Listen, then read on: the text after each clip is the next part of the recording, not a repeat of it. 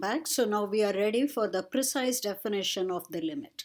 Precise definition of a limit. Let f be a function defined on some open interval that contains number a, except possibly at a itself. So notice f may not be defined at a.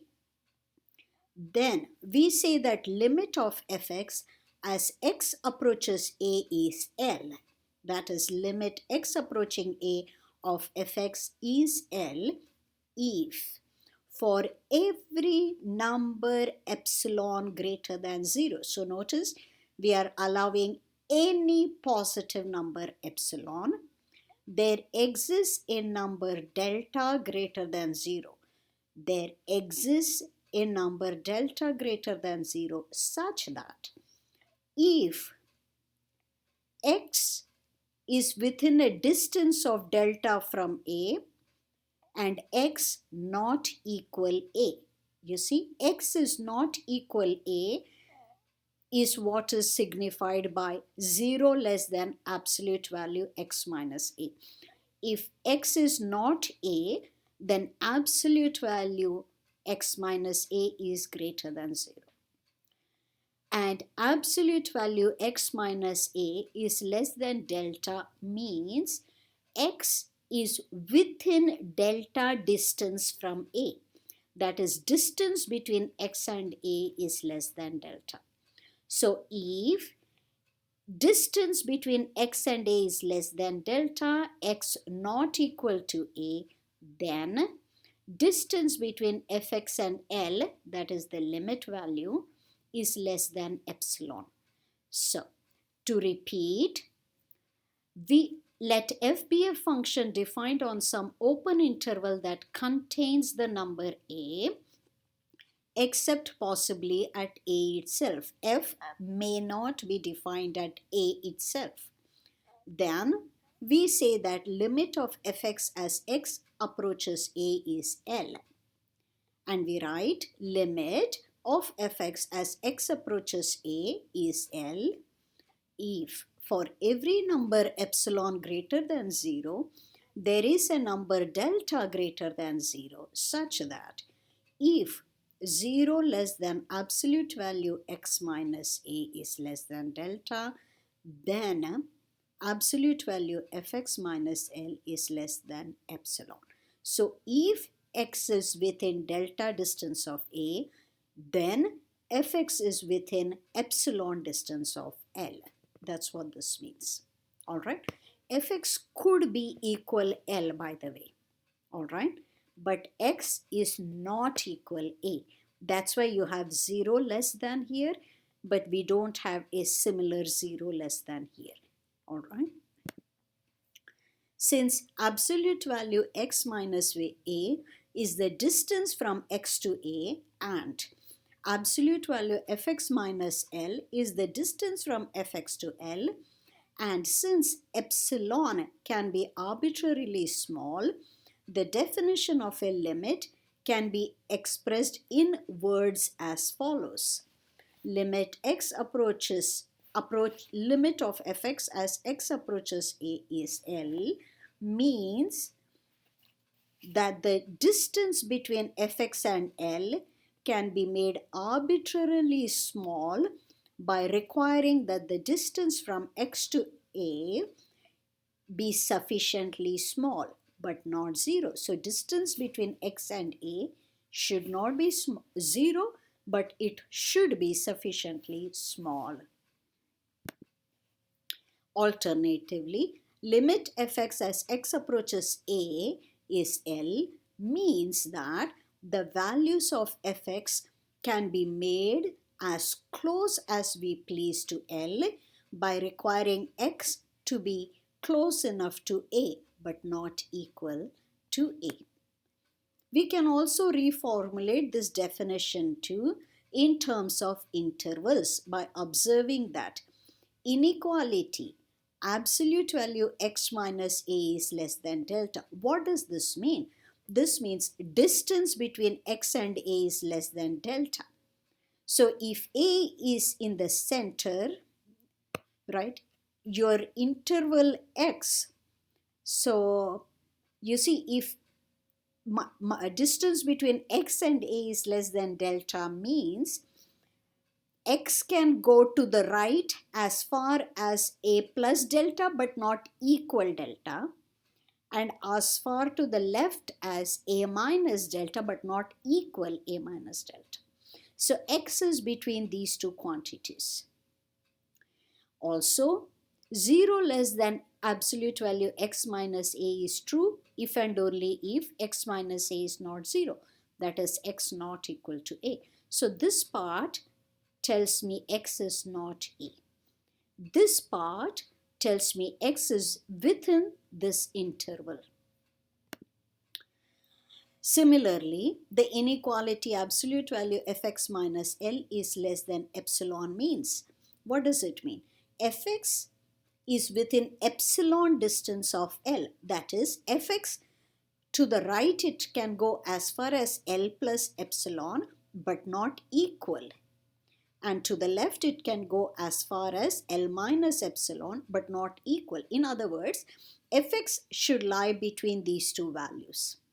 So in terms of intervals, you say that limit fx as x approaches a is L, means that for every epsilon greater than 0, no matter how small, we can find delta greater than 0 such that if x is in the open interval a minus delta to a plus delta and x is not equal a, then fx lies in the open interval L minus epsilon to L plus epsilon.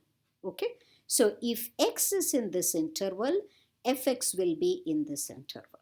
All right, the only condition here is x should not be a. Okay, x should be in this interval but not a. We interpret, I hope it's clear, x not equal to a is a condition we require because f may or may not be defined at a. Okay, so it may be defined, fine. It may not be defined, fine. We still can use this interval. All right, pictorially what happens geometrically, here is x within a certain distance of a, yeah, within a certain distance from a, and here is fa, here is fx. All right, so you have this map f going from real number line to real number line. All right, what does that give us? The definition of limit says that if any small interval, all right, if you give me any small interval around L, this part is given to you. So the right hand side is given to you. Then you can find an interval, you can find the left hand side around A such that everybody from this interval maps within this. That is, whenever x is in this interval, fx has to be in this interval. Okay, exception being x possibly, except possibly a. All right. Here is another geometric interpretation. Here is my limit L. Take epsilon distance around it. So that's your interval around L, epsilon interval around L. So L minus epsilon is this value, L plus epsilon is that value, and the blue region is the region within epsilon distance of L. So that's my curve here. So notice somewhere here is A. Okay, I want to make sure I can find an interval here such that for every x here within that interval, my image will lie within the blue region. So let's see. Aha, there you go. So that's your A. So that was your blue region. You want to make sure your you want to find an interval such that for any x the image lies within the blue band here, and we did. So we couldn't have taken this entire distance here because if you would have to take a symmetric image here, and then you would be away from the blue band. So you basically took the smaller distance needed, that's the delta distance. When X is here, its image is within the blue band. Okay, here is another. No matter how small my epsilon, I can find a delta. Okay, it might be even smaller, bigger, we don't know. In this particular case, delta is even smaller, but no matter how small your epsilon, you can find an appropriate delta. Here is an example. Since, let's look at fx equals x cubed plus 5x minus 6. All right, so that's your example one. We know that limit x approaching 1 of fx, because it's a polynomial, you can simply directly substitute. You get value limit 2. Okay, now we need to use a graph. So you want use a graph to find a number delta such that if x is within delta distance of 1, then y is within 0.2 distance of 2. So that's your epsilon. This minus 2 absolute value, you want it to be less than 0.2.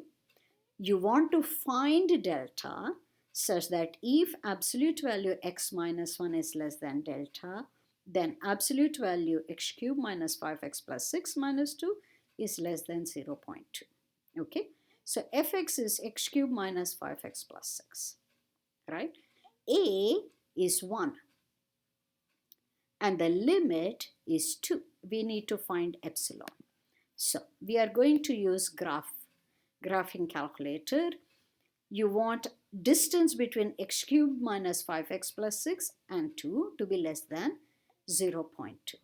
So here is your curve, correct? You want it to be, you want this function to be within 0.2 distance of 2. In other words, the right hand most you can go is 2.2, left hand most you can go is 1.8. So you are graphing this and notice 1.8 will be somewhere here, 2.2 will be, 1.8 will be somewhere here, 1, 2, oh, that's 5 and 10. So, okay, you are going to find y values 1.8 and 2.2. Let's look at it closely. Zooming in, y equals 1.8, y equals 2.2. So you are looking at this piece of your curve around the point 1, 2. So 1 is your x coordinate. So you want to find appropriate x values such that for every x in that interval, your y value will fall within this band. Okay. Okay. You will find it's about 0.911. All right. So x between here and here, then this is between here and here. So how did they get these numbers, right? So you look close. You're looking for x coordinate here and x coordinate here. All right. Those are the two x coordinates. If x is between those two numbers, then fx is between these two numbers. Now notice this interval is not symmetric about 1, right? So from the left, its distance is 0.08. To the right from 1, this distance is 0.12. So you are going to choose the smaller of the two. Well, that's of course smaller. So 0.08, you choose the smaller one. If distance between x and 1 is less than 0.08, then distance between your fx and 2 is less than 0.2. That is, keeping x within 0.08 distance of 1, we are able to keep fx within 0.2 distance of